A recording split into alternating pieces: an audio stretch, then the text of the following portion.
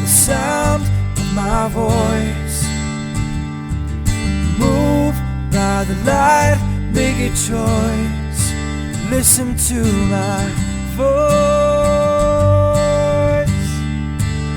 I got something to say. This is your Resolve to Read daily reading. It's November 16th, and we're reading from the Gospels in chronological order. When he had finished praying, Jesus left with his disciples and crossed the Kidron Valley. On the other side, there was an olive grove, and he and his disciples went into it. They went to a place called Gethsemane, and Jesus said to his disciples, "Sit here while I pray." He took Peter, James, and John along with him, and he began to be deeply distressed and troubled. "My soul is overwhelmed with sorrow to the point of death," he said to them. "Stay here and keep watch." He withdrew about a stone's throw beyond them, knelt down and prayed. "Father, if you are willing, take this cup from me, yet not my will but yours be done." An angel from heaven appeared to him and strengthened him. And being in anguish, he prayed more earnestly, and his sweat was like drops of blood falling to the ground. When he rose from prayer, he went back to the disciples. He found them asleep, exhausted from sorrow. "Could you men not keep watch with me for 1 hour?" he asked Peter. "Watch and pray so that you will not fall into temptation. The spirit is willing, but the body is weak." He went away a second time and prayed, "My Father, if it is not possible for this cup to be taken away unless I drink it, may your will be done." When he came back, he again found them sleeping, because their eyes were heavy.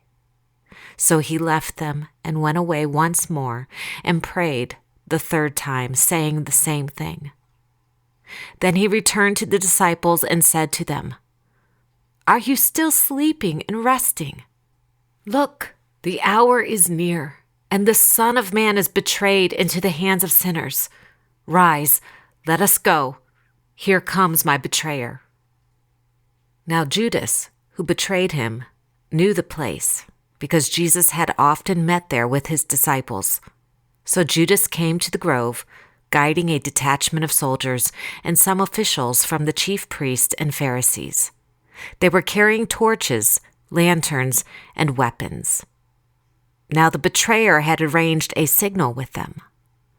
"The one I kiss is the man. Arrest him and lead him away under guard." He approached Jesus to kiss him, but Jesus asked him, "Judas, are you betraying the Son of Man with a kiss?" Going at once to Jesus, Judas said, "Rabbi," and kissed him. Jesus, knowing all that was going to happen to him, went out and asked them, "Who is it you want?" "Jesus of Nazareth," they replied. "I am he," Jesus said. And Judas the traitor was standing there with them. When Jesus said, "I am he," they drew back and fell to the ground. Again he asked them, "Who is it you want?" And they said, "Jesus of Nazareth." "I told you that I am he," Jesus answered. "If you are looking for me, then let these men go." This happened so that the words he had spoken would be fulfilled. "I have not lost one of those you gave me." The men seized Jesus and arrested him. When Jesus' followers saw what was going to happen, they said, "Lord, should we strike with our swords?" Then Simon Peter, who had a sword, drew it and struck the high priest's servant, cutting off his right ear. The servant's name was Malchus. "Put your sword back in its place," Jesus said to him, "for all who draw the sword will die by the sword. Do you think I cannot call on my Father, and he will at once put at my disposal more than 12 legions of angels? But how then would the scriptures be fulfilled that say it must happen in this way?" But Jesus answered, "No more of this. and he touched the man's ear and healed him. Then Jesus said to the chief priest, the officers of the temple guard, and the elders who had come for him, "Am I leading a rebellion that you have come with swords and clubs? Every day I was with you in the temple courts, and you did not lay a hand on me. But this is your hour, when darkness reigns." Then the detachment of soldiers with its commander and the Jewish officials arrested Jesus. Then all the disciples deserted him and fled. A young man, wearing nothing but a linen garment, was following Jesus. When they seized him, he fled naked, leaving his garment behind. They bound him and brought him first to Annas, who was the father-in-law of Caiaphas, the high priest that year. Caiaphas was the one who had advised the Jews that it would be good if one man died for the people. Simon Peter and another disciple were following Jesus. Because this disciple was known to the high priest, he went with Jesus into the high priest's courtyard. But Peter had to wait outside at the door. The other disciple, who was known to the high priest, came back, spoke to the girl on duty there, and brought Peter in. "You are not one of his disciples, are you?" the girl at the door asked Peter. He replied, "I am not." Meanwhile, the high priest questioned Jesus about his disciples and his teaching. "I have spoken openly to the world," Jesus replied. "I always taught in synagogues or at the temple, where all the Jews come together. I said nothing in secret. Why question me? Ask those who heard me. Surely they know what I said."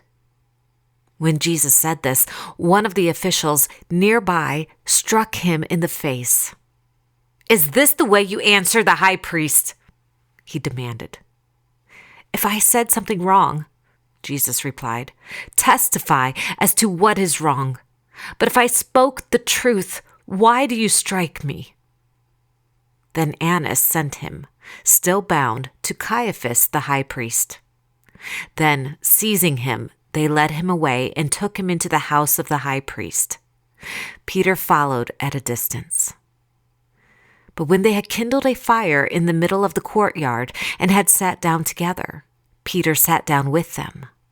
A servant girl saw him seated there in the firelight. She looked closely at him and said, "This man was with him." But he denied it. "Woman, I don't know him," he said. Then he went out to the gateway, where another girl saw him, and said to the people there, "This fellow was with Jesus of Nazareth." He denied it again, and with an oath, "I don't know the man."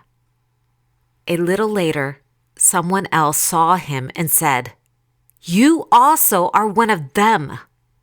"Man, I am not," Peter replied. The chief priest and the whole Sanhedrin were looking for evidence against Jesus so that they could put him to death, but they did not find any. Many testified falsely against him, but their statements did not agree. Then some stood up and gave this false testimony against him. "We heard him say, 'I will destroy this man-made temple, and in 3 days will build another not made by man.'" Yet even their testimony did not agree. Then the high priest stood up before them and asked Jesus, "Are you not going to answer? What is this testimony that these men are bringing against you?"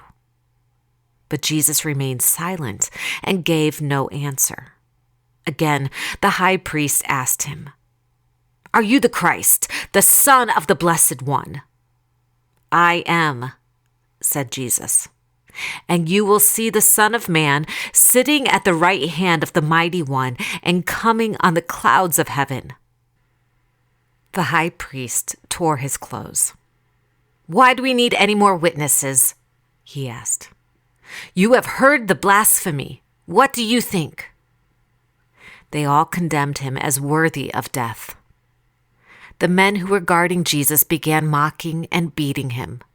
They blindfolded him and demanded, "Prophesy! Who hit you?" And they said many other insulting things to him. After a little while, about an hour later, those standing there went up to Peter and said, "Surely you are one of them, for your accent gives you away." Then he began to call down curses on himself, and he swore to them, "I don't know the man." One of the high priest's servants, a relative of the man whose ear Peter had cut off, challenged him.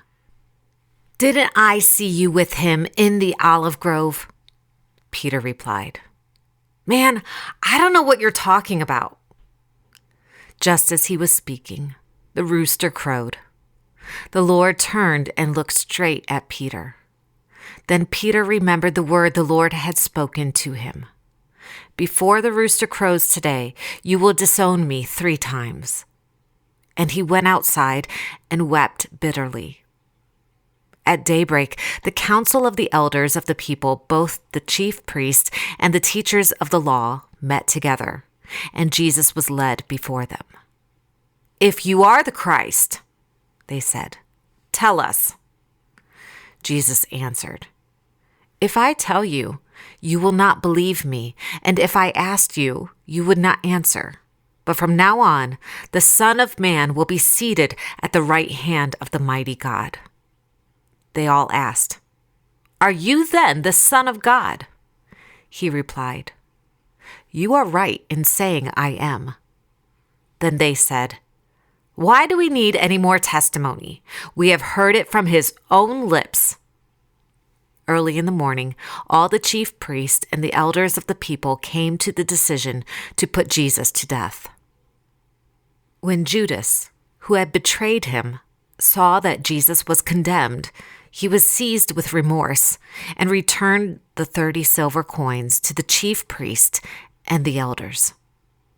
"I have sinned," he said, "for I have betrayed innocent blood."